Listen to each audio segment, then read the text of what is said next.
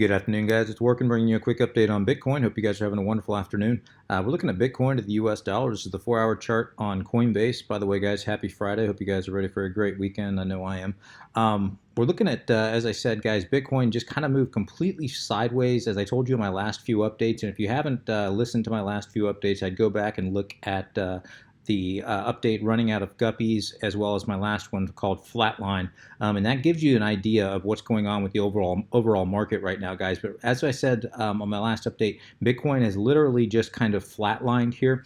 As we pulled out to the bigger picture, as I've showed you guys numerous times, if I kind of pull out here on the weekly chart, we can see that obviously prices continue to make a series of price continues to come up, not quite reach as high as the prior, crash back down around the 6,000 area, back up a little bit less, until eventually we just run out and price just kind of, as I said, just kind of flat lines here. And as we zoom in here, we can see that price is kind of trading now within this range. This is about the tightest range I've seen price trade for this long, or this period of time. We've been within this range here for about almost 10 days, 9 days, since about October 15th. So what is it now, October 26th? So actually just over 10 days now. I've not seen a range like this tight for all of 2018, and that tells you guys obviously that we have completely run out of guppies, that market makers' old tricks are not working anymore, but it also tells you that price is more than likely about to make a major move, about to completely shift the trend that it's been in. Now that doesn't mean it's going to shift to the bullish,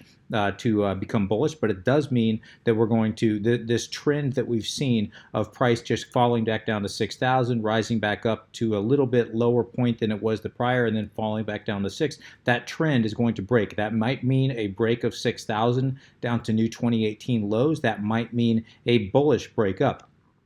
Excuse me. So the range that we're going to be watching, obviously in the short term, on more of a microstructure level, we're watching this range here. We're watching a series of lower highs, higher lows, price getting compressed here within this little wedge here, and of course as it breaks out here, I'm going to be very curious to see which way price goes. Watching to the downside, I'm going to be watching this area right down here, all the way down to about 61.15. Right in here, I'm going to be watching price to come back down, hit that order structure. That might be a very good area to buy if you're a scalp and/or swing trader, targeting anything above 63.60.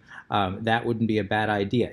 Knowing that if this does break down, I'd have a very tight stop loss, knowing that price could crash and just snowball down to new 2018 lows. Of course, if it breaks 61.15, that's going to get my attention big time. I'm going to expect probably new 2018 lows at that time if we do break 61.15. But certainly if we break this wick down here, sitting at about 6,040, somewhere thereabouts, if we do break that, that would signal a new trend, the start of a new trend. And again, more than likely, guys, of course, coming down to new 2018 lows. To the upside, I'm going to be watching 6140. 6140 is an extremely relevant resistance, guys. It has been a resistance and/or support many times in the past. If we do break above that zone, guys, of course, that's going to grab my attention, especially if we can start consolidating on top of that zone. But the area that I'm looking to break above is 6750.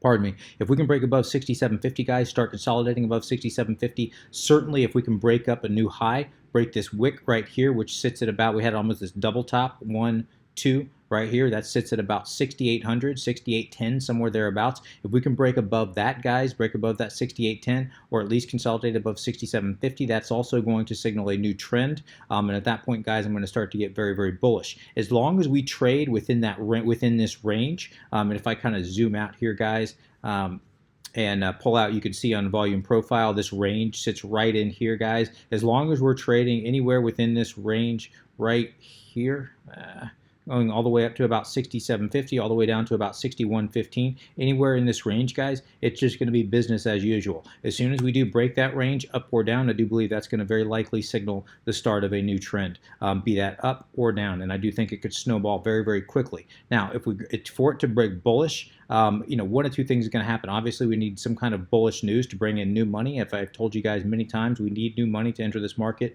for any kind of a sustainable bull run. That may come in the form of the bulls just starting to enter. If we get some kind of speculation about ETF approval or any kind of bullish market moving news, I should say, that could spark a bull run. Even a trip all the way up to 67.50 could retail investors could start to get extremely excited. They could start thinking this is it, and of course just piling in, which just would snowball in the upward direction. And the same thing is true downwards, guys. If things start breaking down, and retail investors could very quickly think this is it. We're going down to those $3,000, $4,000 levels that some analysts have been calling for, and at that point it could just be a massive sell-off, trigger a massive sell-off. What's very interesting though, guys, is retail investors are getting much, much, much smarter. If we come over here and we look at our long and short positions, here we're looking at the shorts. We can see that shorts stacked. Shorts, we had this major drop when we had that spike in price due to that tether fear. Of course, then shorts started to stack again. And then we had this drop off in shorts, as I've explained before. And this was not due to a rise in price. This was due to people taking profit, which was very significant. This showed you that retail investors are starting to act more like day traders, more like experienced investors. They've been burned too many times, so they're taking profit. Why is that important? That's important because if we do get a move in one direction or another, typically if we got to move up, you'd start to see longs just start to stack. And they would stack and stack and stack and stack and stack. And they would hold on to their positions. Now, I think if we get a move up, yeah, we might see some long stack, but I think more than likely we're going to, as price moves up, we're going to start to see those retail investors that got into long positions down here take profit. When they take profit, what do? Of course, they sell. When they sell, what does that do? That pushes price right back down. The opposite is also true. If price starts to drop, of course, people might start thinking that it's going to go to lower levels. We might get some people entering in short positions, but very likely anyone that's entered a short position up here, as price starts to drop, what are they going to do? They're not going to just hold their short positions this time as they have in the past, expecting prices to come down to $5,000, $3,000. More than likely, a lot of them are going to take profit. What happens when you take profit on shorts? You buy. Okay, and of course that puts it right back in this range. So that's why we've seen this tight range that we've ended up in here, guys. And I do think this is going to break. I do think that we are going to get a trend change in one direction or another very soon. Not just because we're continuing to make a series of lower highs and higher lows, which does signal that. And of course we are seeing that if we come over here and we look at our, pardon me, guys, take a little breath there. If we come over here and we look at Coinbase, this is on the 4-hour chart, look at our exponential moving averages and moving averages. What are we seeing? We're seeing in the Bollinger Bands, we're seeing the Bollinger Bands start to bottleneck, get squeezed tighter and tighter. We're seeing that 8, 21, and 55-day EMA all converge on each other, as well as the 50-day moving average, all converging on each other. Anytime you see that, that signals a larger move to come. Doesn't mean bullish, doesn't mean bearish. It just means a larger move is to come, a break in one direction or another is to come. And we're starting to see that big time here. And especially if we come over here and we look at our weekly chart. This is looking at the weekly, guys. What are we seeing? We're seeing the exact same thing. We're seeing the Bollinger Bands seriously bottleneck in a way that we've not seen, of course, all in 2018. But usually we haven't seen this kind of bottlenecking on the Bollinger Bands, relatively speaking, with this big swing in price. I don't know that we've ever seen it bottleneck quite like this. Now, we've had it narrower, but of course, we're having to compare that to where it was. So comparing that to where it was to the degree at which it's narrowing now, I don't know that we've ever seen it bottleneck this tight, this much. And of course, we're also seeing the 821 and 55-day EMA on the weekly all converging on top of one another here. So again, all this signals a larger move possibly to come. What else are we looking at?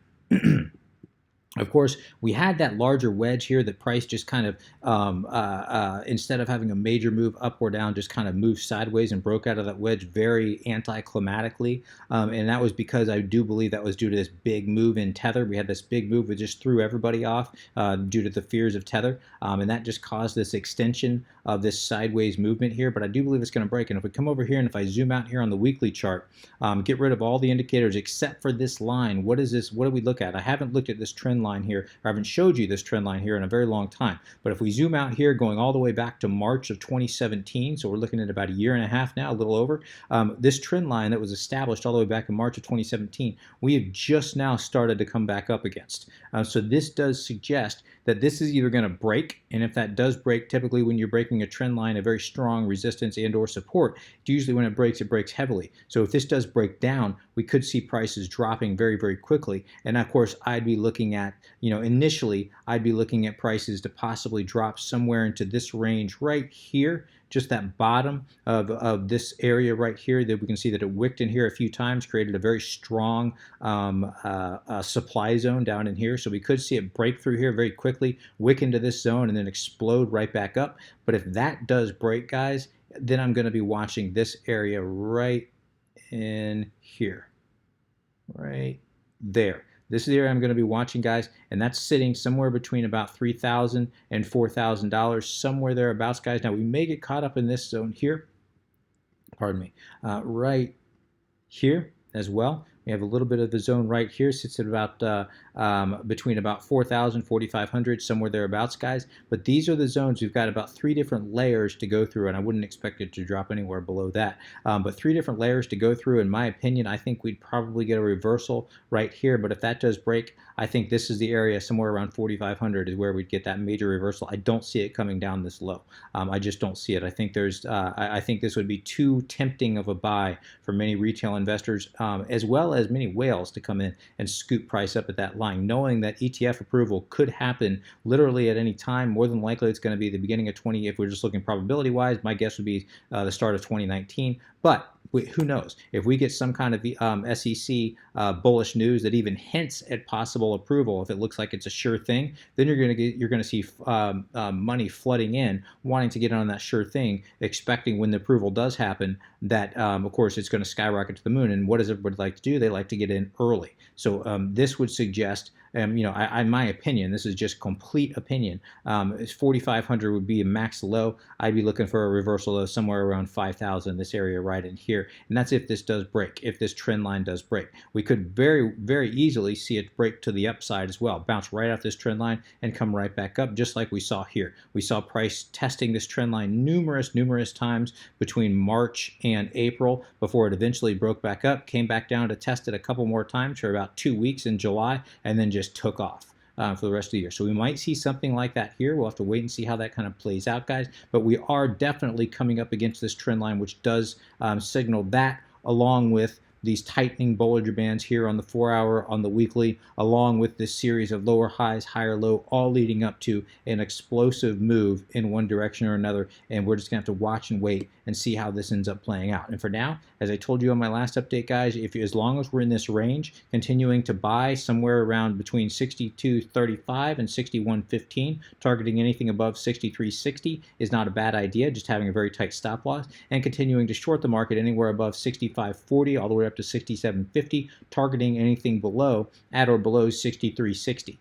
Those are the ranges that I'm watching, guys. Even though we're getting squeezed tighter and tighter, that would be kind of the range that I'm watching if you are looking to play this market. Personally, I'm out. I'm not playing this market at all, other than my long-term holds. Of course, I do hold Bitcoin in my long-term hold portfolio. I will not sell that for any reason. That's a small portion of my portfolio, though. About 70% of my fiat I have just sitting in fiat at this time. About 30% of my portfolio is long-term holds. 70% is sitting in fiat that I use to trade. And right now, I can't say all, but most of my position, most of that 70% of that fiat is sitting on the sideline waiting for this trend to break in one direction or another. Now, this is not financial advice. I can't tell you what to do, guys. I'm just telling you, just be smart, and whatever you're doing, make sure you have a very tight stop loss. So I'm going to go ahead and wrap it there, guys. If you have any comments, questions, suggestions, please let me know in the comment section below. As always, I'd appreciate an upvote if you have enjoyed this content. Until next time, guys, please trade safe. Take care of yourselves. This is Working, signing out.